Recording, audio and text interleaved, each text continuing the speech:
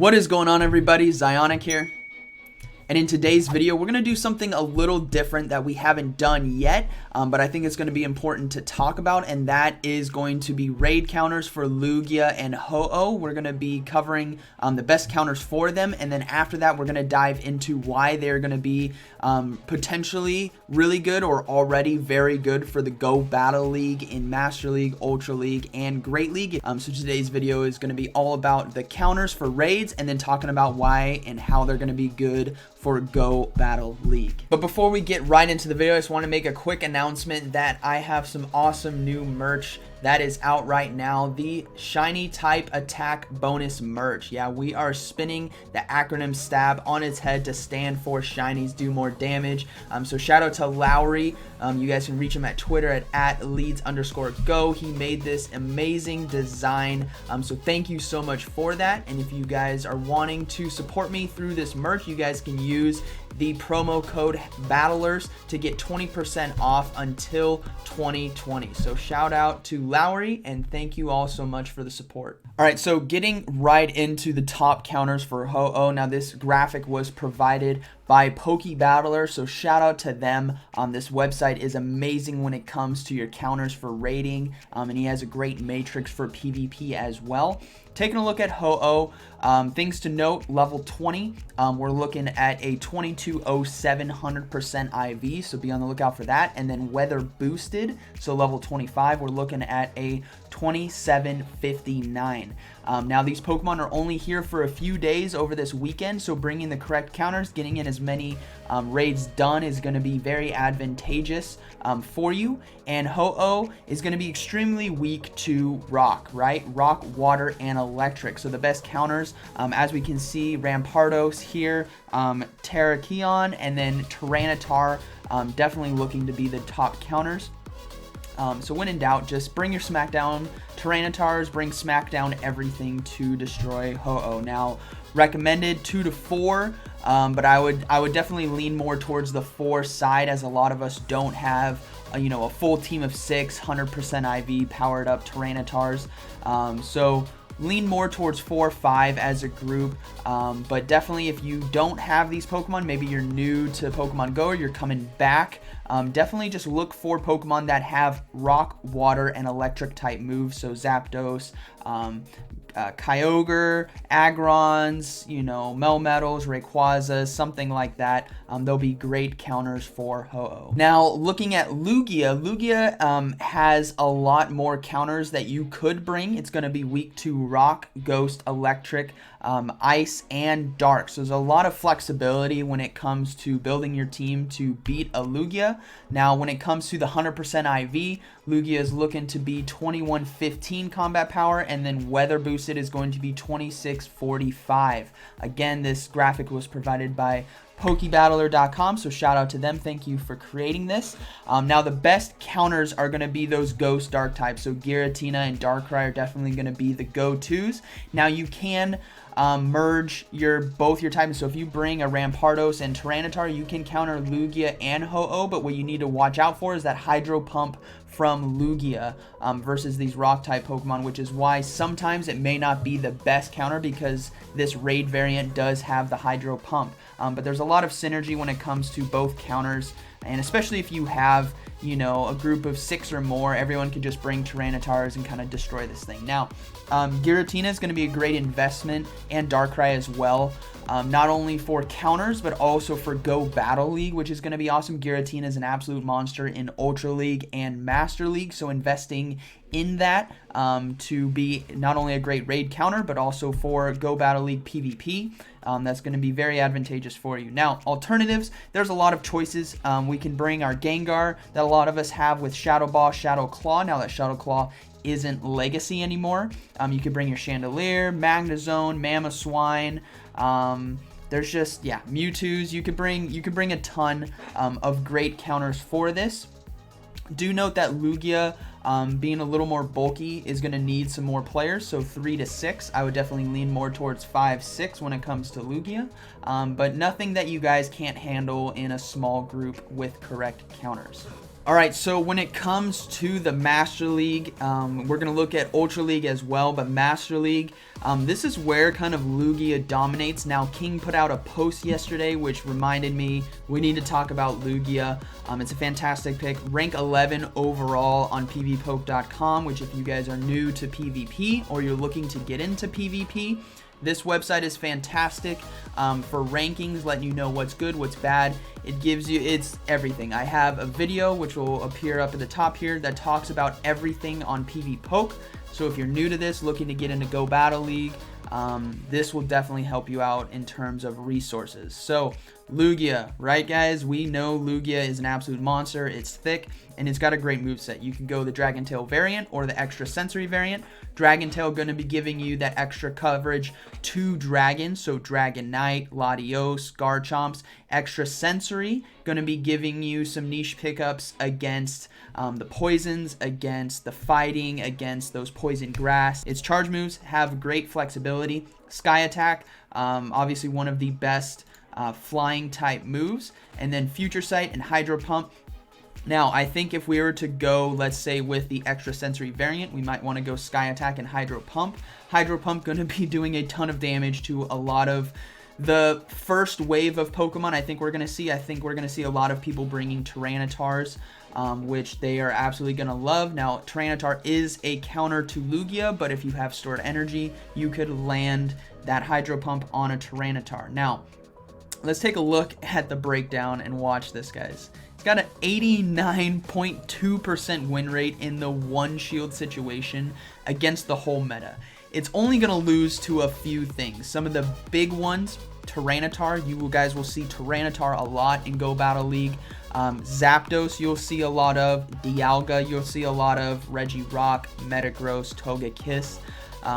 Giratina as well. So there's some big players that it beats, but it can be protected against these. But then after that, just anything that comes in against it, it will absolutely wreck. Now, I don't imagine we're going to see a Sudowoodo in the Master League. Just saying, we might if you face off against Mystic 7. We know he loves a Sudowoodo, but we'll see what happens. I don't imagine we'll see a lot of these. We're going to see more hyper meta stuff. But he can, like, but do a ton of damage with Hydro Pump. When it comes to Lugia versus Tyranitar, again, Dragon Tail giving you that nice coverage to dragons that we're going to see a lot of. Hydro Pump and Sky Attack, and that Hydro Pump, depending on where you're at with energy, if you land the Hydro Pump, you can win that. So, you know, if they don't know you have Hydro Pump, kaboom! You just Hydro Pump for 127 damage versus a Tyranitar. That's about 2/3 of his health right there. In tandem with Dragon Tail damage, he's going to be doing a lot of work versus Tyranitar. Now for Ultra League, Lugia is not ranked as high. That's because there's a lot more flexibility when it comes to the Pokemon we can use in Ultra League. Remember, Master League is the top tier.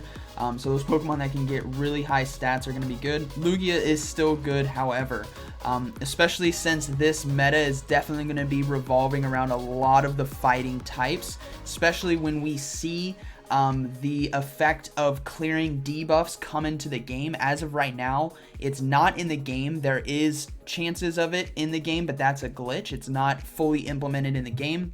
When it does come into the game, these fighting type Pokemon will start to take over the meta because of the ability to get off 2 superpowers or 2 close combats and then bail out and clear the debuff, which is going to be huge. It's so much damage coming from fighting type Pokemon. Lugia can handle that, right? Extra sensory Dragon Tail based on what you want with your coverage.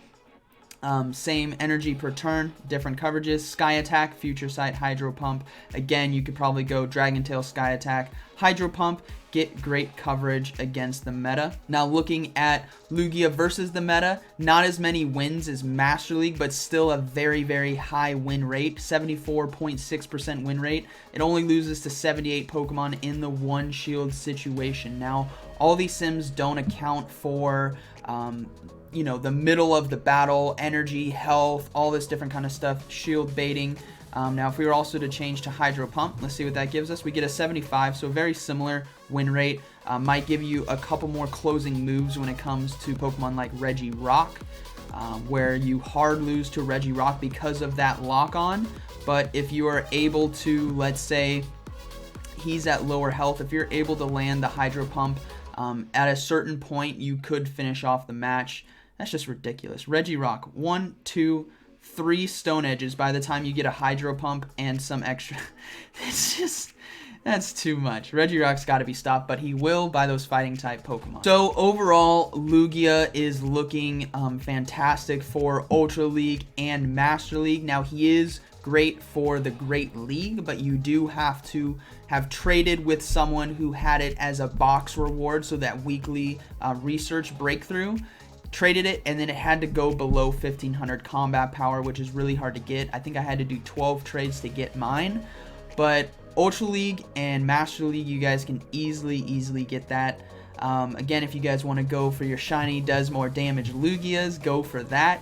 But what I would suggest for Master League, get your highest IV one. If you have 100% IV, obviously that's going to work out best. But if not, definitely look for your 15 attack, and I definitely stay probably above 90 to 96%. You don't want to go dip down too far because then your stats start dropping. But yeah, Lugia, fantastic for Ultra League and Master League, great coverages. Now Ho-Oh on the other hand, and as you guys can see right here, I had to type it in. Ho-Oh, yeah, it's because of this. You guys can see his charge moves are so bad. I feel Ho-Oh is such a fantastic Pokemon when it comes to like nostalgia, to its move coverages. I mean, look at this. It's got hidden power and extra sensory, and steel wings, so depending on how you want to run it. But its charge moves are so bad. Brave Bird is bad. That could easily be replaced with Sky Attack. Fire Blast is so bad. That could be replaced with Overheat. Solar Beam is so bad. That could be replaced with, I don't know, Power Whip. Well, Power Whip wouldn't make sense, but you guys know these charge moves are bad, but that doesn't mean change couldn't come, right? We've seen Niantic invest heavily into PvP with all the recent updates throughout this year, so they probably have it on their radar. They know Ho-Oh is a no-go for PvP, so I wouldn't be surprised if by this time next year we see a rework to Ho-Oh's moveset. So what I would highly suggest is get your Ho-Oh ready, have it best buddy, right? Have it hidden away, ready to go, so that the second they give us the new moves, you can acquire those moves, whether it's, again, we might have to raid for new moves, or they may allow us to just TM them, which I hope they do. But yeah, Ho-Oh, really bad right now for Ultra League, for all leagues basically, because of his moveset. But get one ready. Get one ready, because I think change could come, and it should come, because this is just like, it's unacceptable when it comes to these movesets for PvP. It doesn't do anything. So yeah, I hope change comes. If Niantic is watching this, I would love to see a change to Ho-Oh, a new rework to his charge move set. I think his fast move set's pretty good. You got a lot of potential there with the moves. Again, it comes to TMs. If I want my hidden ghost power move, I'm gonna have to spend like 30 TMs to cycle through to hopefully get it. But if they change TMs to something more, you can choose it, this would be fantastic, because then I could really focus my Ho-Oh in what I want to use him for in terms of coverage. Again, Master League, he's ranked a lot higher. That's because of his ability to bulk out long enough to get to these charge moves. Again, still going to be owned by a lot of stuff that we will see, but his wins are very close, and that's because his charge moves are really bad. But he can basically one-shot stuff, so he's a closing potential Pokemon. You're not going to be using him in the mid-game. You'll see him most likely as a closer or a lead to get shields early. But if he has a rework, he's could become fantastic, and I hope a rework does come. I hope you guys enjoyed today's video, and I hope you guys found it informative. Again, bringing those correct raid counters to, do the massive amounts of Lugia and Ho-Oh raids, get our TMs, get our shinies, get our perfect IVs, and then getting the correct Lugia and Ho-Oh set up for Ultra League and Master League when it comes to the Go Battle League is going to be critical. So hopefully this video helped you guys understand how important Lugia and Ho-Oh are, how important Lugia is as of right now, and then making sure not to forget about Ho-Oh, because down the line we could see a change, because as of right now, as a legendary Pokemon, it is not relevant at all. So hopefully change comes for Ho-Oh. So be sure to smash that like button, comment down below, and let me know what you guys thought about this video. Do you guys want me to do more raid counters at the beginning to help you guys with the raids, and then talk about their effects in PvP down the line for all the new raids that come out? So let me know in the comments, and like always, thank you for watching, and I'll see you in the next one.